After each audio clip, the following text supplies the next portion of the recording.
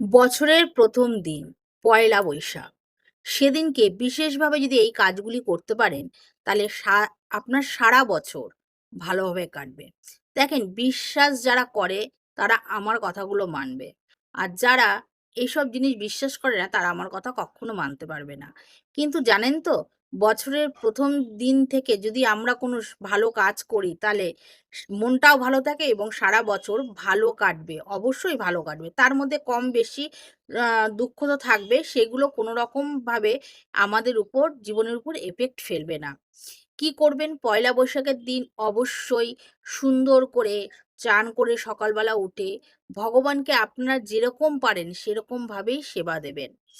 সেদিনকে বাড়িতে একটু নিরামিষ আহার করবেন, সকলের সাথে ভালো ব্যবহার করবেন, আর নিজে যদি একটি নতুন বস্ত্র পরেন, অবশ্যই ভগবানের জন্য একটি নতুন বস্ত্র কিনবেন।